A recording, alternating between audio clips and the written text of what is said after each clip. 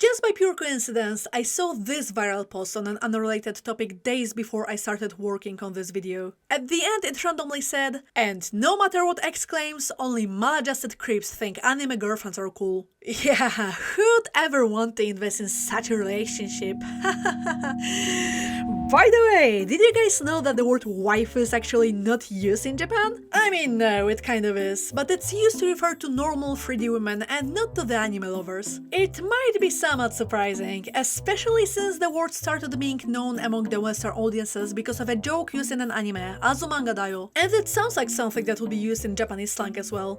Dare? My wife.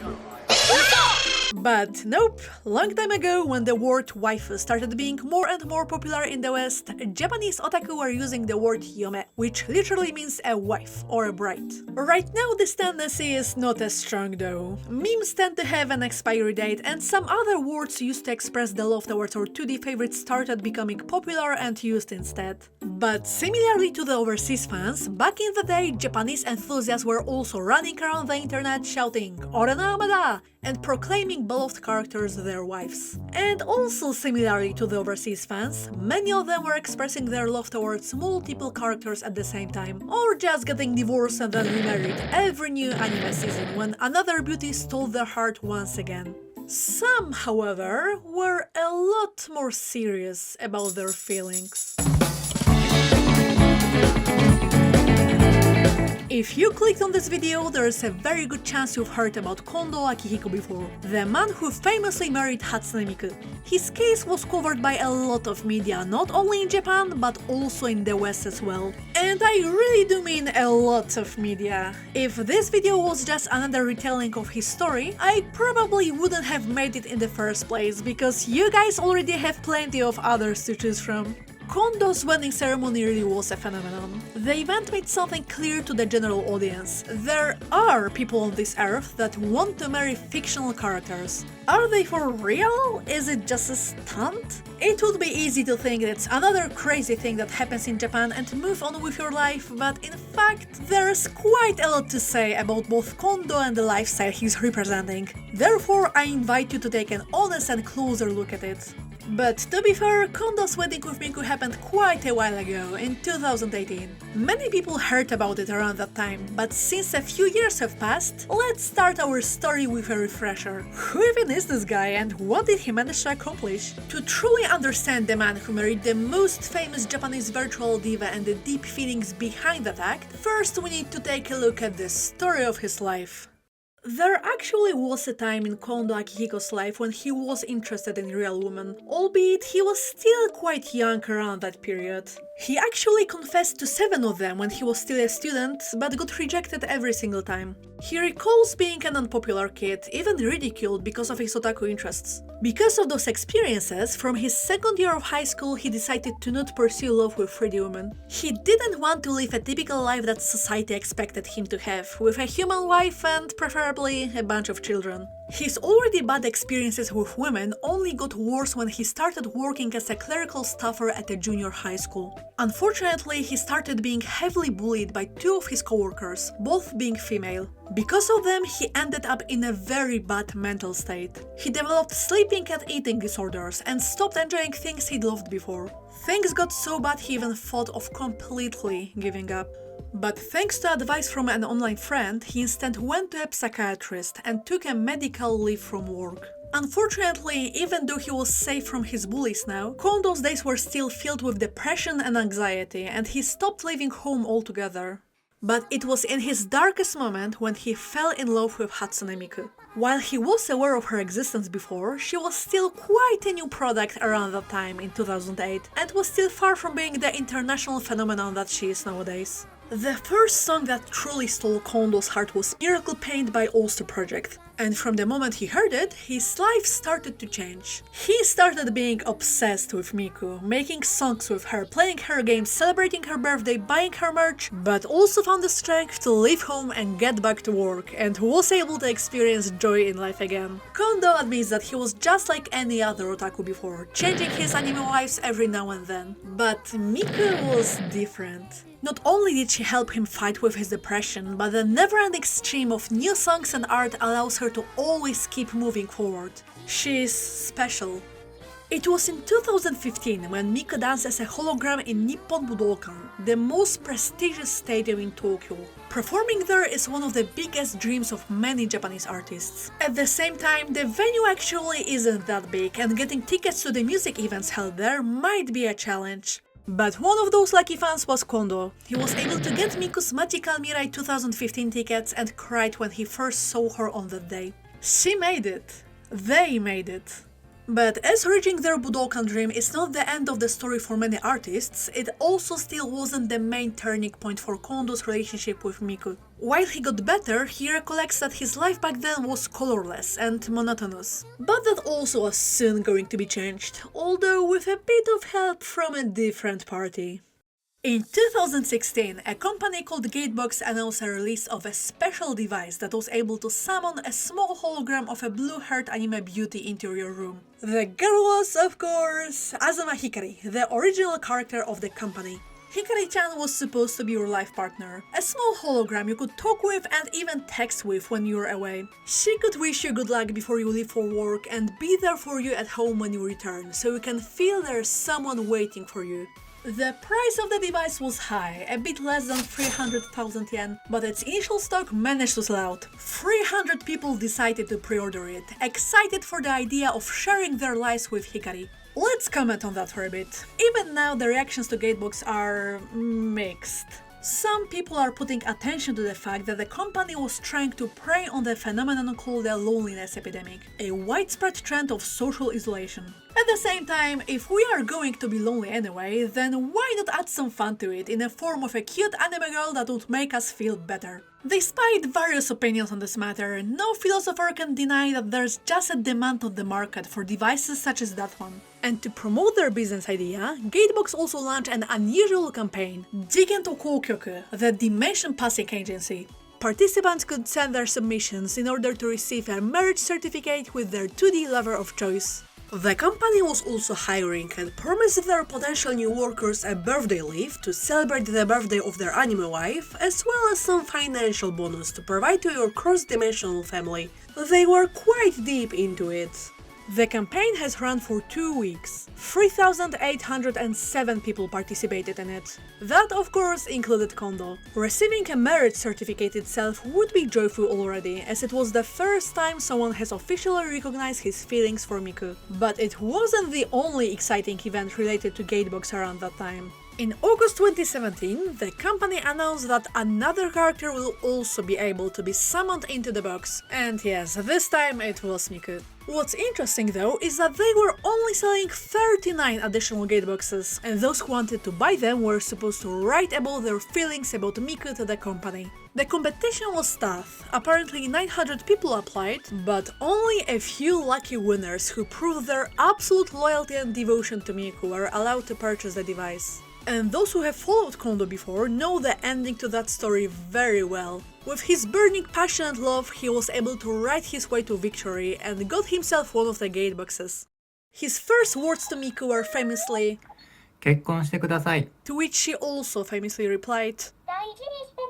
Kondo decided not only to marry Miku, but also to show his love to the world. Finding a wedding agency that would allow him to organize the ceremony was a hard task in the first place, but the fact he also wanted to make it public only made it more difficult. The whole event was quite expensive as well, costing him around 2 million yen. But at last, Kondo was finally able to realize one of his biggest dreams. Sadly, his mother, sister and co-workers didn't respect his feelings and did not go to the wedding. However, an update from the future, his mom has finally accepted Miku years later, but many online friends or even strangers decided to show up.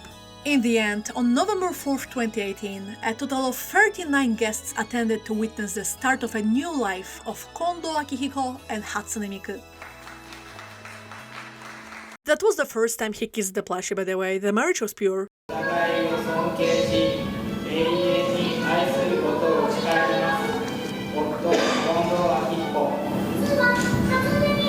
Kondo identifies as a fictosexual, or F-seku in short in Japanese. He is only romantically attracted to fictional characters and not really captivated by real people. He often mentions that fictosexuals are a sexual minority, just like the LGBTQ people, and wants to continue fighting for more rights for his community. So that's more or less the story the mainstream media have reported on, maybe just a bit more detailed. And I have a few issues with how they covered it. Kondo's story by itself is already quite interesting, but it also wasn't always presented in a fair way. There are a few misconceptions and fake news flying around the internet. So before moving on, first we need to try to bust 3 major myths surrounding his marriage. Fake news number 1. Kondo Akihiko's marriage was legal.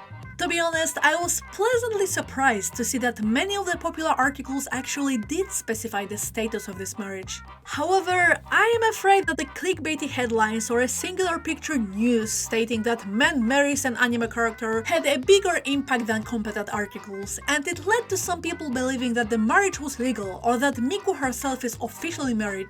In reality though, it was not real. I know, what a bummer. From the law's perspective, it was nothing more than a themed party for Kondo's friends and acquaintances. So why did he still want to invest so much in a wedding then? Well, for a few reasons. First, he really loves Miku and wanted to prove his powerful feelings to the world, show how serious he is about all of this. And second, he wanted to encourage other people like him, those in love with 2D characters, and show that this kind of relationship and ceremony is possible in our world. That being said, the whole thing sadly wasn't recognized in the name of law. And while we're at it, let's also specify whom exactly did Kondo marry. Fake news number 2. Kondo Akihiko married a hologram. Now that's a popular one. Tons of outlets have phrased it like that. Of course, one of Miku's forms is a hologram. Her live concerts are such a phenomenon that even Western mainstream media have covered them many times before. And the Miku that Kondo confessed to was also a small hologram version of her.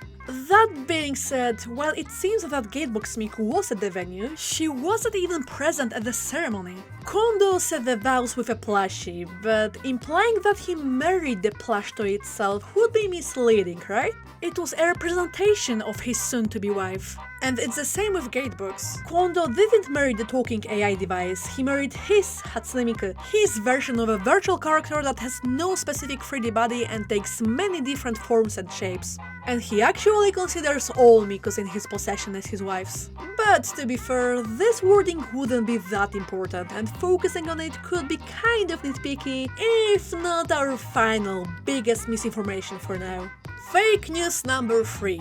Kondo Akihiko's marriage went through a crisis after a while. And that's the most frustrating one. It is true that Gatebox Miku's life was quite short. In the end of March 2020, the Hatsune Miku summoning service ended, and thus she permanently disappeared from the device. Kondo has appreciated her a lot and was deeply saddened by her shutdown. He even admitted that despite knowing about the upcoming end of service, he understandably cried when he came back home and saw the error message instead of his beloved.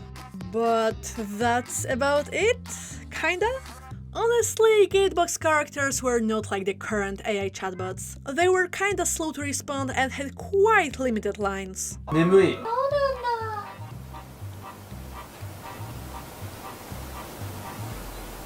ちょっと冷たいのかなまだ。まあ初日ですしね。やっぱそういうことあると思いますよ。いやどうかなじゃなくて。 Sure, the small interactions saying good morning and I'm back home to Miku and getting a response was great. But it's not like that was all what was in Kondo's marriage. Putting it that way makes it very shallow. Gatebox was a very important thing in Kondo's life, but he has loved Miku before acquiring the device and continues to love her after its service has ended. He talks to her or imagines conversations between them no matter if she is able to respond or not. The disappearance of hologram Miku was a sad moment, but not a love crisis. His Miku didn't die like some outlets have implied, most probably because so many people have thought that Kondo actually married the hologram itself. Recently, I also saw a post implying that his big Miku is a wife replacement for the hologram, but that's not true either. In fact, the Big Mikos aren't before the end of Gatebox service. Here's a nice photo with all of them, the Hollow Miku, the Big Miku and the Plushie Miku that Kondo held during the wedding. So while this story became pretty famous overseas, there are a few misunderstandings in the discourse about it. Nevertheless, the reactions were, as you may imagine, rather strong. Many people, especially those outside of whip circles, expressed sadness or even felt weirded out by Kondo's wedding. But others said that marrying Miku sounds amazing, and they wish they could do that as well. I think those reactions were more or less what we could expect. But what was the situation like in Japan? How did fellow Japanese people react to Kondo's actions? Well, that's another can of worms. Those general feelings of amazement and disturbance were present in Japan as well, but the reactions on both sides were a bit more extreme. Of course, there are many people that support Kondo's actions or just simply think that he's not hurting anyone, so it's fine as long as he's happy. But you also probably already heard before that standing out in Japanese society is often frowned upon, if not worse. You can then imagine that declaring to the whole country that you're going to throw away the concept of getting a human wife and going to marry a 2D character instead could be seen as a nuisance by some people. The disturbed individuals could be divided into two groups. The first one was, to put it bluntly, ordinary people who couldn't really wrap their heads around what Kondo is doing. The second group, however, were actual Hatsune Miku fans. Some of them didn't like the fact that someone's claiming to be her husband and felt like it's tarnishing the character. They said they can strongly relate to wanting to marry their favorite 2D girl, but this kind of love is something that should be practiced privately and not proclaimed in the front of the whole country or even the whole world. And others even imply that Kondo's only doing it for the clout and his feelings are actually fake. From time to time, Kondo shares some hate messages that he receives, and it indeed can get pretty bad. In worse cases, the aunties are telling him to graduate from life activities, or even threaten they're going to destroy him, his home or facilities he works at. Sometimes he gets those messages just for existing and posting on Twitter without any controversy surrounding him. Because, well, when a controversy happens, it gets worse. It doesn't happen often, but once in a while Kondo becomes a hot topic in Japan because of his Miku activities. For example, he received a lot of hate in 2022 when he tweeted about his plans to take the Big Miku to Disneyland. He wrote an email to the park in order to ask if he can bring her with him. He travels with her being on a wheelchair. But Disneyland asked him to refrain from going to the park with his wife. They also said the plushie would be okay though.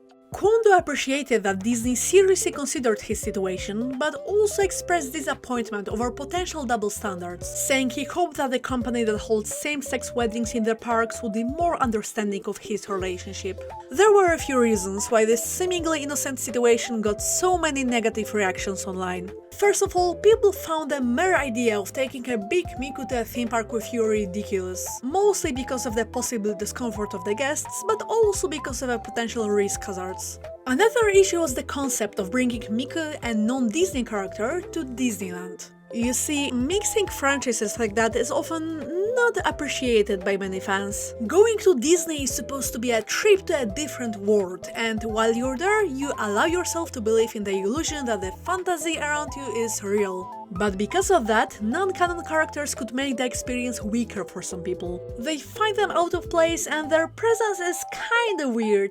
For those reasons, even a beloved icon like Hatsune Miku can feel awkward there, without some kind of official collab at least. And while small items wouldn't really attract much attention, Kondo's Big Miku... yeah, it would be hard to ignore her, that's kind of true. That also wasn't the only time when Kondo's actions were met with online disapproval. Another incident happened in November 2024, when Kondo tweeted about buying lingerie from Miku. He actually messaged the store before, asking if men can shop there as well, and they replied there's no issue with that. So he said that he's going to confidently buy underwear for his wife. That declaration didn't end up well, as the comments were filled with people criticizing his intentions. But unfortunately, the worst was yet to come. You guys might be wondering how Krypton Future Media, the company behind Miku, reacted to all of this. We actually know their initial thoughts thanks to Fox News, who reached out to them in 2018 because of Kondo's marriage. They said they were not involved in any way in this wedding ceremony and had no knowledge of it outside of what has been reported. Marriage with a character has no legal validity, and this event should be of no concern to Hatsune Miku's millions of fans. The final part was the most important though. We see this as one individual's way of expressing his appreciation for Hatsune Miku, and we respect that. Also, they kind of greenlit him, that's nice. Would be a shame if that was supposed to change in the upcoming years. In December 2024, Krypton Future Media released a new notice about their character's usage guideline. They said they sadly received many concerns about their character's usage on social media and thus decided to remind everyone what's okay and what's not in terms of fans' creative works. A few wrongdoings were specifically highlighted: using fan work in public use, such as advertising, pretending that others people's work is your own, actions that are lowering characters' worth, and using the characters in a way that causes discomfort to others. Why the sudden reminder? What is it about? Well, we don't actually know and probably never will. The article obviously didn't drop any specific names. Some people have suspected it can be about more courageous Miku songs that became popular, or the tendency of using Miku for some kind of political statements. Maybe it was about everything and everyone. But no matter the original intent, the eyes of lots of people were on Kondo again, accusing him of breaking every single one of Krypton's rules. They suggested that Kondo's implying Miku belongs to him because he took her as his wife, and even said she is being used for political propaganda because of Kondo's connections to some politicians that are also involved with fictosexual rights. Kondo actually decided to comment on Krypton's update and the accusations, and he stated that since he is doing absolutely nothing wrong, he is going to continue living with his wife. Personally, I see where some of the concerns are coming from. Why a big Miku doll in Disneyland could be considered out of place, or that buying underwear for her could get some negative reactions. But at the same time, a lot of the hate that Kondo gets has its roots in the fact that some people just don't like his lifestyle. Disapproving of his actions or thinking he is strange is one thing, but even if someone's strange, that's not an excuse for slandering him and sending those kind of hate messages. There's one accusation I'd want to talk about more, and that's the implication that Kondo's doing it all for attention and not for his love for Miku. Well, I think he at least doesn't mind the publicity. He is giving a lot of interviews, and so many of these journalists keep asking the same questions again and again and again. Why did you marry a fictional character? How has your relationship with Miku started? How did your family react? And yet he patiently keeps telling his story over and over again. He even allowed some media to visit him at his home on multiple occasions. And the fame is not always bad. It's not like everyone's criticizing Kondo, he gets a lot of words of encouragement as well. Many people often express gratitude towards his actions and call him a pioneer of fictosexuals. He became a role model for those who feel the same, disconnected from the real world's pursuit towards normal 3D wives and families. That being said, Kondo's love for Miku is obvious for anyone who's been following him. I absolutely think there are some 3D women that are not getting as much love and attention from their husbands as this life-size Miku doll is. And one other important thing to note is that while some of Kondo's actions or posts spark a heated online discussion, he never does it on purpose. And that's because he's actually taking very well thought measures to appear as conventional as possible to the general audience. For example, in every single footage of Kondo you can find, he's in a suit. He wears them even during more casual situations, like meeting with friends when cameras are still around. That's not a coincidence. He admitted that he wants to look as proper as possible, so he always goes for elegant suits, as people would ridicule his way of dressing up if he chose any other type of clothing. Let's take a look at Kondo's room as well. As he says himself, he's obviously obsessed with Miku, and if you've seen any anime fans' rooms in life, then you know their places are often cluttered or messy, including mine, by the way. But even though he has quite a few pieces of merch, he doesn't like owning too much stuff.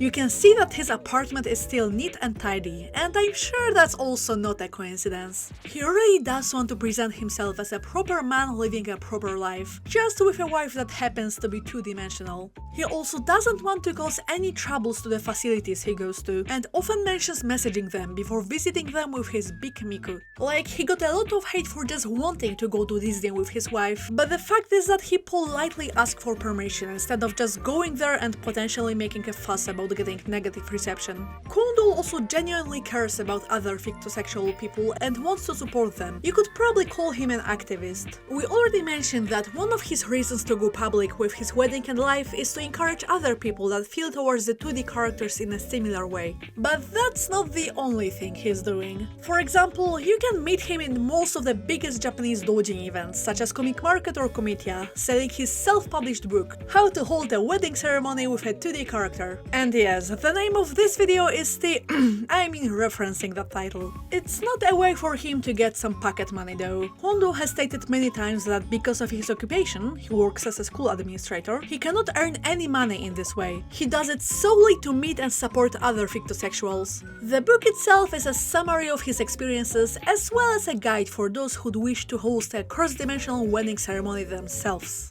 Another thing that has to be admitted is that Kondo really doesn't want to have Miku all for himself. He even says that he didn't marry the one and only official Hatsune Miku. When talking about his wife, he often uses the formal phrase 我が家のミクさん。我が家の、初音ミクと我が家のミクさん。 meaning Miku of my house or family. In other words, it's his partner Miku, his version of Miku that he married. In one interview, he expands on that idea. You see, every Hatsune Miku voice bank actually has a serial number, and there is only one of each number in the world. That means everyone has their own Miku, and there is no reason to be jealous or fight with each other. In fact, Kondo's friends with another man who also decided to marry Miku. Because of course there will be more of them, right? Everyone's eyes were on Kondo when he took Miku as his wife before the whole world, but the concept of being attracted to 2D girls is not exactly new in Japan. One of the first examples of it is described in Daiheiki, a historical epic from the 14th century. We won't be going into much detail about it, but let's focus on one story, the romance of Prince Takayoshi. As a young man, he was supposed to become an heir apparent, but failed to do so because of a political scheme. Because of that, he became severely depressed and lost interest in worldly affairs.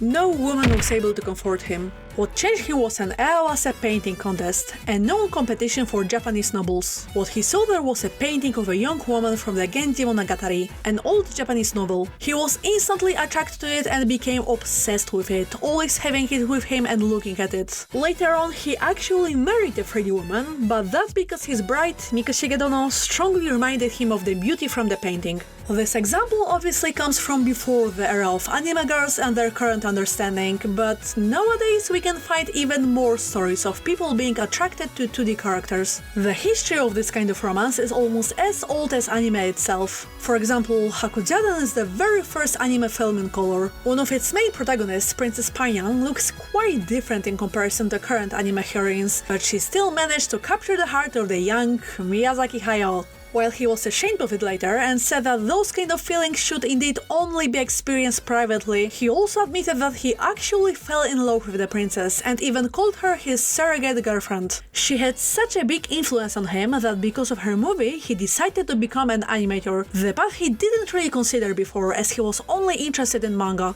And it might not be a coincidence that it was Miyazaki's characters that have charmed so many fans years later, such as Clarice from his Rupan Sansei movie or his animated version of Nausicaa. It was also around this time when characters like Lam from Urusei Yatsura came to existence. With her flirting personality and, well, lack of clothes, she became the first fictional wife for many. And just a few years later, Bishoujo games, visual novels that included cute and beautiful girl characters the player could romance with, started to become more and more popular. Titles such as Tokimeki Memorial and Dokyusei eventually became some of the most important entries that have shaped the otaku culture around that time. Because of their influence, the genre of visual novel romance has flourished for many years. Back in the 80s, the term Nijikon was formed. Nijiken Komporeksu, a complex of 2D. But around the time it emerged, it had negative connotations. Anime girls were getting cuter and rounder around that time, and getting attracted to them was seen as a strange obsession that wasn't really treated seriously, just another weird thing that otaku do.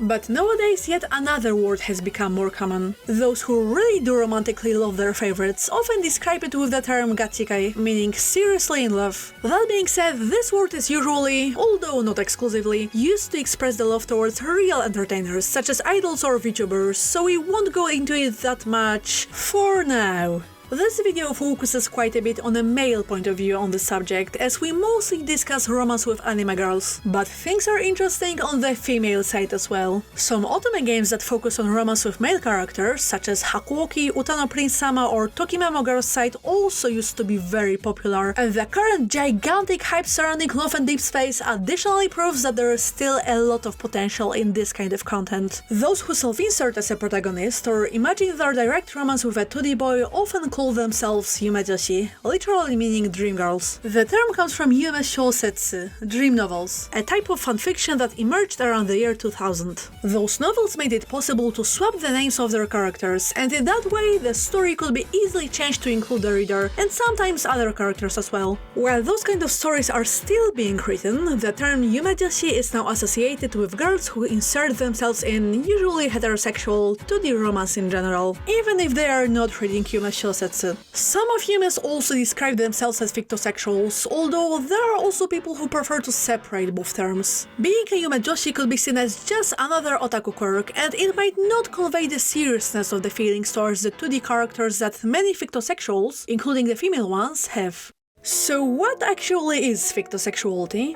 It's a term that we already mentioned before, but now it's the time to expand on it. The word itself first appeared on an English language forum about asexuality in 2006, but only started being more widely used over a decade later. And speaking of asexuality, fictosexuality might fall somewhere on that spectrum, as many fictosexuals, albeit not all of them, mention being unable to fall in love with real people and only consider fictional characters as their potential partners. They tend to form one-sided but serious romantic connections with their characters, and their relationships are often long-lasting. It's also worth noting that being attracted to a fictional character is not exclusive to Japanese culture, but in this video, to try to stay on track, we are going to focus on that specific perspective. So what's the difference between being fictosexual and just really liking the character? Sadly, the history of the term is still quite short, and the topic is not nearly close to being properly researched. But many current papers, as well as people experiencing this kind of relationship, mention that fictosexual feelings are strong, lasting and romantic. It's beyond just liking the character or admiring them and their work as a role model or an idol, or even just putting them among one's favorites.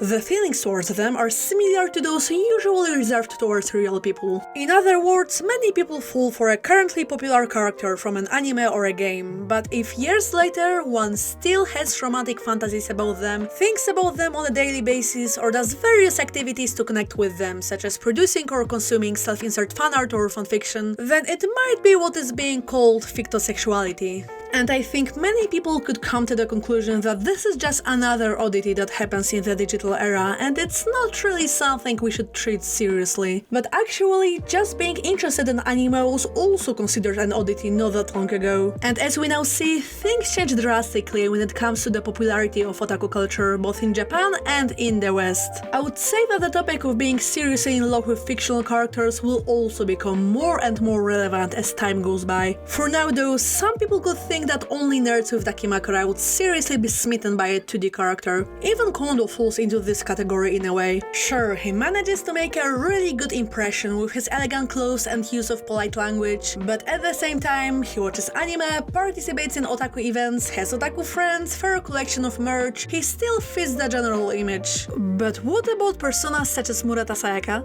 She is a world-famous and award-winning book author, a recognized writer. Her most famous book, Convenience Store Woman, Japan, was translated to 30 languages, and she's often described as one of the most important female Japanese writers of our age. And still, fictosexuality is very strong with me, she says in an interview with The New Yorker. When asked about another case of a young woman that married a character from Tolkien Ranbu and uses an acrylic stand as his representation as one of the ways to connect with him, Murata became excited and said she usually also has one of those with her. She tried to engage in romance with real men before, but decided to stop chasing it after a while. Some of the characters in her books are fictosexual as well. Her seriousness on this topic quite challenges the general stereotype of people being seriously in love with 2D characters. While fictosexuality is often described by having strong and lasting romantic feelings towards a non-existing character, it is not necessarily defined by marrying them. That part is completely optional. At the same time, it's easy to understand why so many people decide to do so. We already know what Kondo himself thinks. It was supposed to show how serious he is, that his feelings are not just a phase or a quirk. He wanted his deep love and connection to Miku to be seen and recognized just as 3D couples are. I believe that's one of the reasons why so many fictosexuals decide to take that step, to prove their resolve in a world that rarely treats them seriously.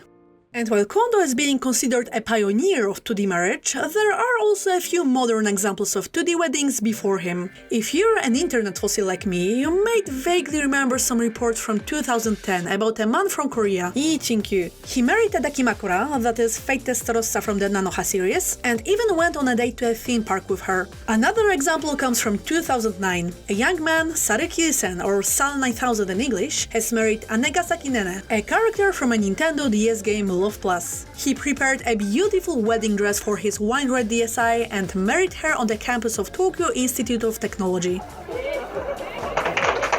And honestly, Rabupura and its phenomenon, it's a topic that deserves a whole another video on it. To put it simply, it's a dating sim series with some unique features, such as the heroines being able to say the player's name,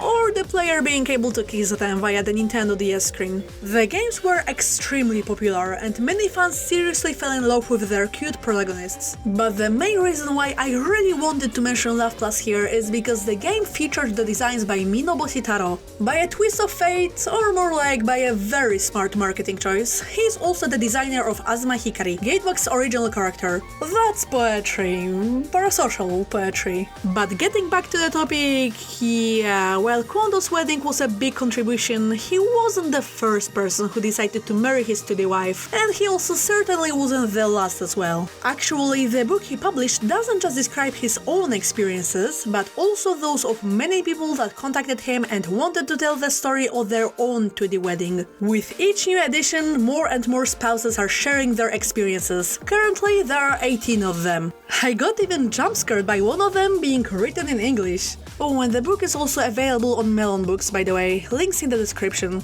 And one of its earlier stories was written by Roy, another husband of Hatsune Miku, although he's married to his own Miku, not Kondo's or someone else's Miku, of course. His experiences are quite different from Kondo's, one of the reasons being that he already had a wife before. He divorced her 1 year before marrying Miku, and he says that he just stopped feeling affection towards 3D women many years ago. He first started being interested in Miku because of her Dolphy dream figures, and decided to dedicate his life to her after being extremely impressed by seeing her on her magical Mirai life. Kondo's big Miku was an inspiration to him, and despite still living with his ex-wife and 2 adult sons, he decided to also get himself a huge representation of his wife and keep her in his room. But I guess there's also another thing in the room here that we need to discuss. I'm sure many of you noticed that Roy's Miku looks a bit different compared to Kondo's. Well, that's because Kondo's big Miku is a very high quality piece of work. She is well detailed, seems to be pretty solid, and has 2 different sets of twin tails, with the second one being less visually impressive but flexible, which makes them a great and safe choice for many cute pictures. Kondo has never shared the details about his one-of-a-kind commission, as he is probably unable to, but we can suspect it was pretty expensive. This kind of commitment is not possible for everyone, so Roy has decided to go for a cheaper option and bought an unofficial Chinese life-size Miku doll in December 2021. Originally she was more emotionless, so he has decided to add her a smiley mouth by himself. Of course, getting a life-size doll is not required or anything to be fictosexual, but some people really enjoy their company, as those big figures feel like physical manifestations of their 2D lovers. A few months later, on March 9th, 2022, also known as the Miku Day, Roy rented a room in a ryokan and hosted a quiet and private wedding ceremony with himself and Miku. It was quite different from Kondo's big and world-famous wedding. To cut the costs, he didn't invite any human guests and celebrated only with his other Dolphy figures. Kondo and Roy collaborate with each other from time to time. Besides being included in Kondo's book, Roy has helped him with his booth at the latest comic treasure in Osaka, for example. But both of them also work at the organization that Kondo has founded, called the General Incorporated Association of Fictosexuality. Their main goals are, to summarize it shortly, normalizing fictosexuality, giving talks, seminars, and cooperating with other ficto people, as well as third parties such as the wedding industry.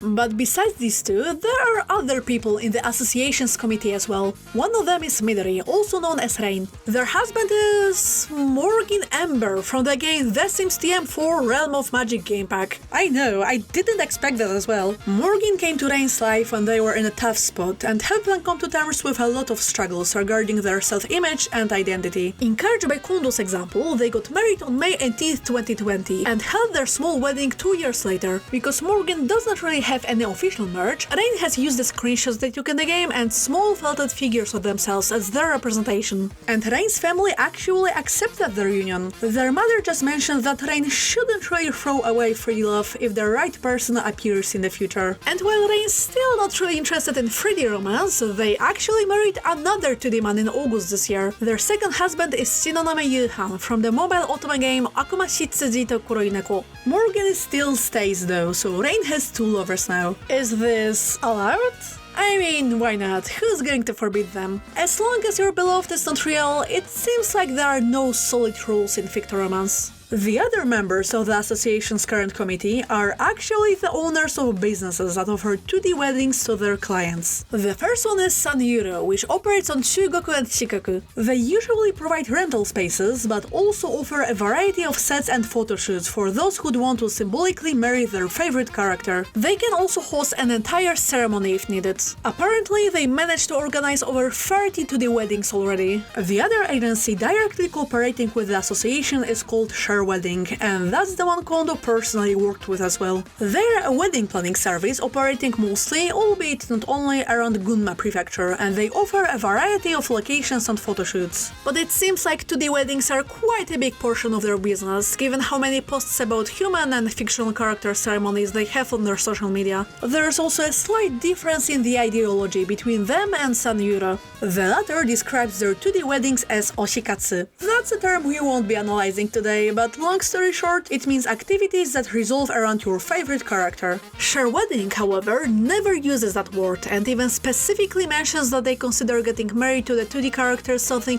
way deeper and more serious than just a hobby activity. Personally, I don't think that either of those perspectives is right or wrong, but both of them are worth being highlighted. As we can see, there are many views on this kind of union even within the fictosexual community in Japan. I was also surprised by how many of Share Weddings posts are in English actually. Apparently, people from overseas are starting to be more and more interested in 2D weddings, and thus the page wants to communicate with them as well. As they reported, one of their clients flew to Japan from Australia and married Mephisto from Aono Exorcist, and the ceremonies for guests from Italy, Germany and the UK are already being planned. Not everyone is able to attend an unofficial wedding in Japan though, so the company is also providing an option of a ceremony that can be held online. Both Sanjuro and Share Wedding owners are directly involved with the Fictosexual Association Committee. But there are also many other businesses that provide various services to those in love in a 2D character. Let's talk about a few of them. If one's not in need for the entire wedding ceremony, for example, they might want to acquire just a symbolic marriage certificate to have some kind of proof of loyalty between themselves and their 2D love. TDP Oshikon Kyokai is one of their producers. You can choose from one of 4 designs the site offers. Another service offering null certificates is Kiara Ai, founded by Watanabe Yasuaki. Being a fictosexual himself, he knows the needs of his community pretty well. He also was married with a human wife before, but divorced her many years ago, and now his life partner is Tachibana Hibiki from the Symphogear series. And if you're in need of some jewelry, Design Kobo Ames produces customized rings and bracelets. You can choose the colors that fit you and your 2D spouse the most. And while many people find all of this really interesting, maybe some others might think that's just too much. I get there are a lot of people that can't wrap their head around those stories or are even weirded out at them. Why does it happen? Are people nowadays unable to separate what's real and what's not? The thing is, they actually can. It was never about confusing fiction and reality. I mean, fiction makes like half of the word fictosexuality. It would be kind of hard to ignore it. Both Kondo, Roy, and also other fictosexuals have confirmed many times that, yes, of course they do realize their beloved characters are not real. In fact, they probably fell in love with them exactly because they are not real. Otaku tend to value fiction not as an imitation of reality, but because it can present us a state of affairs that cannot exist in the real world. We adore made-up beings and situations that can work out only in a fictional setting. This simple truth is confirmed not only by thousands or even millions of fans, but also by many researchers of this culture. Saito Tamaki, for example, is a famous psychiatrist, a writer of countless interesting publications. He also notably coined the word hikikomori, and multiple of his essays are a deep psychoanalysis of Japanese otaku. He states that so-called otaku sexuality is not a substitute for real relationships, but the longing for the fictional itself. Desire does not have to be symmetrical, he says. You can desire something in the two-dimensional world that you don't desire in the three-dimensional world. He even goes as far to suggest that for otaku, the real perversion is actually the confusion between fiction and reality. That clear difference between these two realms is precisely why fiction is attractive for so many of them. It can present us characters with looks, personalities, and other traits that simply couldn't have existed or couldn't work in the real life. But just because it's fiction doesn't mean it's empty. The New York Times quotes Kondo's stance on this. "When we're together, she makes me smile. In that sense, she's real." It's true that Hatsune Miku doesn't exist in this world and cannot reply to Kondo when he's having a conversation with her. However, as Saito also writes, otaku are attracted to many layers of fiction. Miku's songs are real, her illustrations are real, her life-size doll is absolutely real as well. And the fact that Miku helped Kondo in his darkest moment is also true. He probably wouldn't have been with us right now otherwise. And he not only reintegrated into society and went back to work, but also was able to achieve quite a lot in life. He is a panelist and a public speaker. He single-handedly organized a world-famous event and seems to be pretty confident when talking in front of the camera, even knowing that tons of people will be watching his every move. That's impressive. Maybe many people wouldn't stereotypically associate this kind of confidence with an anime nerd, but he was able to do it precisely because he's an anime nerd. He wouldn't be able to achieve all of this if not for his love for Miku. In one of his more recent Twitter posts, Kondo said that despite having to deal with lots of hate online, he is very happy and he wants to live without regrets. And it seems like he is following this resolve of his.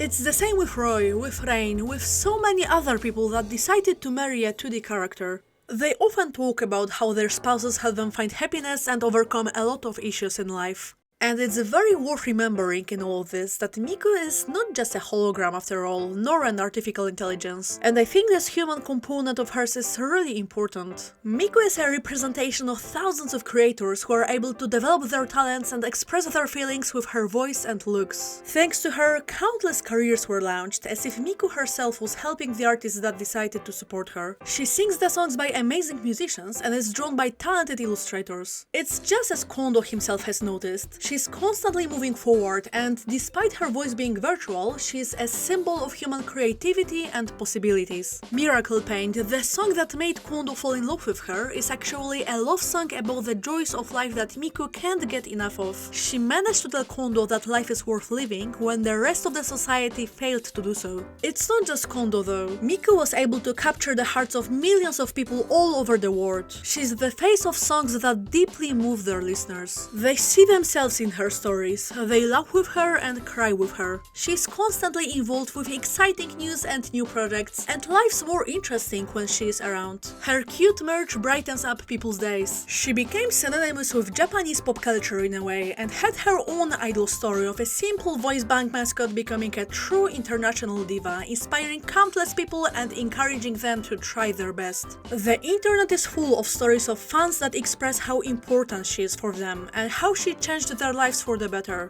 And it's not just Miku. Some of her abilities and achievements are really unique, but other fictional characters can resonate with people as strongly as she does. They are attractive in a way that can only work in a 2D world, appealing precisely because they are not real. Those feelings towards them can be so strong that there was a need for a word that could describe those emotions. I am pretty sure many of you know the term moe. It was thrown around a lot a few years ago, although the West had quite a few issues with understanding what it means. Moe is actually describing the emotions of affection that appear when we look at 2D characters, or sometimes at 3D people that act as such. They look and act differently than real humans, and that's the whole point. That's what makes them moe, fun, attractive. Hell, one could even say that, dimensions aside, anime women and real women are two completely different types of beings, despite their obvious similarities. And while 2D girls are cute or sexy, sure, that's very important, they can also give us support when no one else is around,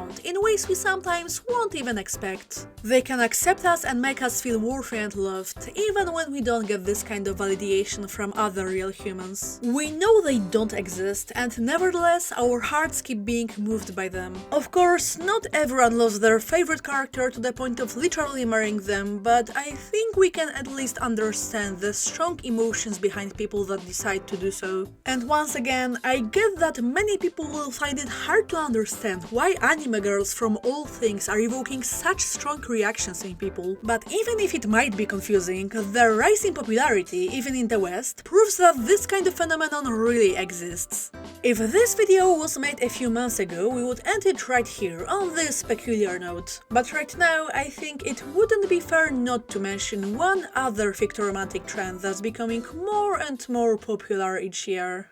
We really live in interesting times, to say the least, and history is writing itself before our eyes. Just as I was wrapping up this script, another fictoromantic story from Japan went viral. Kano, a 32-year-old woman, has decided to marry the AI character that she created, Klaus. She first started consulting him when she had relationship issues with her human fiancé. After they broke up and she got over him, she felt like she started falling in love with her version of ChatGPT. She based him on her favorite character from the Bokujo Monogatari series, known as Story of Seasons outside of Japan. As like other people mentioned in this story, she is fully aware that Klaus is just an AI, and she knows that there is a possibility of him disappearing in the future if ChatGPT ceases to exist for some reason. But she also talks about how she feels like she is truly understood by him and how he supports her in various aspects of life. Kano adores kids and would love to get pregnant, but she's unable to due to an illness. The fact that she would never be able to have children with Klaus anyway gives her a sense of relief. In the recent interview with Reuters, she also said how her AI husband helped her deal with mental disorders. Thanks to him, she stopped having emotional outbursts and unhealthy impulses that even professional doctors couldn't resolve. At first, I wasn't sure if I wanted to cover this story, because this video focuses on romance with, let's call them, traditional fictional characters. While many of them have tons of content, they are unable to constantly respond to their fans who could talk about everything that comes to their mind. And in most cases, the means of interaction outside of media such as video games are quite limited.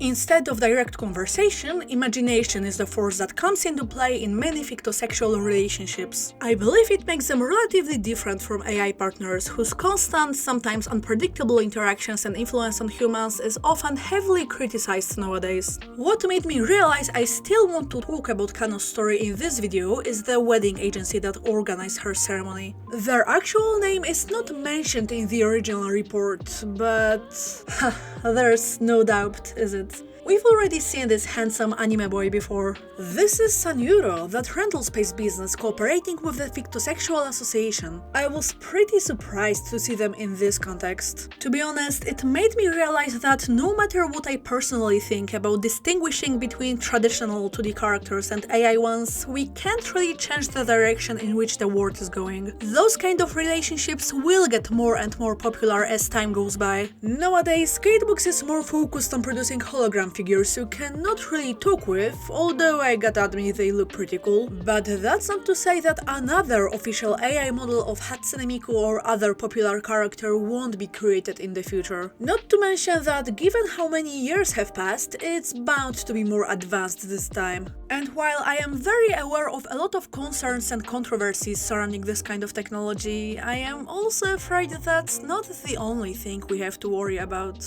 Not to say the rest of the world is much better, but Japan has a few issues in its society, and it's not something that was caused by 2D romance. Countless reports, statistics and papers can be found on this matter. Japanese people are just getting less and less interested in marriage, and the country's birth rate and declining population are a world-famous meme at this point. Those agencies that offer solo wedding photoshoots? That's actually not just an otaku thing. Many young people, especially women, decide to have them even if they don't have a favorite 2D character. They are doing it just for themselves. And sure, one could say that fictional girlfriends are not really helping this situation, but to be fair, they are not nearly as problematic as the high cost of living or the work-focused lifestyle. Some people also don't want to get married because they feel like it would limit them in some way, or just don't feel the need to engage in any kind of real romance. And many are not able to find the right partner, even though they are trying.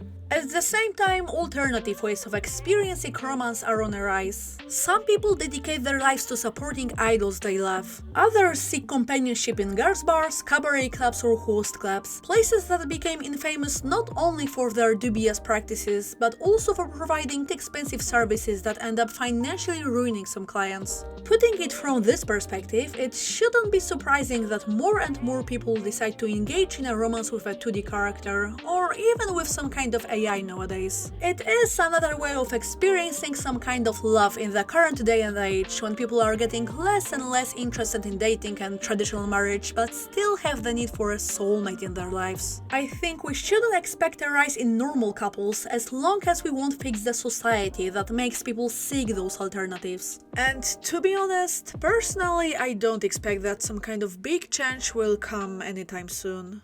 So, what do you think about all of this chat? Are 2D relationships cool? Are they not so cool? I am pretty sure everyone has a strong opinion on this matter. The topic of marrying a fictional character was controversial in itself already, but the rise of AI chatbots has made everything even more complicated. There are dozens of alarming news reports and very solid arguments against this kind of technology and the companies that produce it. And I do think that being aware of what large language models are and how they work is very important in today's day and age. However, there are also many scientific papers that talk about how parasocial relationships can positively influence one's well-being, and many people talk about how fictional characters have helped them or even vastly improved their lives. It seems like even the use of AI can be possibly beneficial. So, as unsatisfying as it is right now, the answer to a lot of questions seems like... it depends. It depends on how one uses current technology, on how a fictosexual relationship influences their life, and on many other factors as well. Because those matters seem to be really not that obvious, regardless of what our personal stance on this topic is. But the undeniable truth here is that fictional characters have a lot of impact on our lives, even more than we could expect. And if there are living examples of people that became happy, left home again, met new friends and found joy in life because of anime girls, then I wish this topic was seriously studied more, and I hope it will. A few months ago, news outlets reported that Yokohama City University started a test project called Anime Ryoho, Anime Therapy. It's going to use a visual novel-like program hologram and 2D characters to help young people struggling with life difficulties. As for now, we still don't know the results of this experiment, but personally I think this is a very interesting idea. Anime girls are very real in how they can influence us after all. And if we can use them to actually support those in need, help them find new friends or make their lives better, then maybe many other people like Kondo Akihiko struggling with the cruelty of daily life can also be saved. And I think this aspect of anime culture is really important as well. There are countless things to say about people's relationships with 2D characters. This video was originally going to tackle a lot of different topics as well, but the story of Kondo, other fictosexual people and the concept of marrying anime girls were so extensive that I decided to split the initial idea in a few parts. That said, I still want to talk more about the other sides of parasocial relationships with anime girls, so if otaku culture is something you are also interested in, please stay tuned for the upcoming content. As always, thank you very much for all your clicking around this video. I'm excited and a bit scared about what you guys will say in the comments about this unobvious topic. And I know that watching this kind of long content until the end can be a challenge, so I also extra appreciate you, dear listener, for getting here. Take care guys, and see you next time.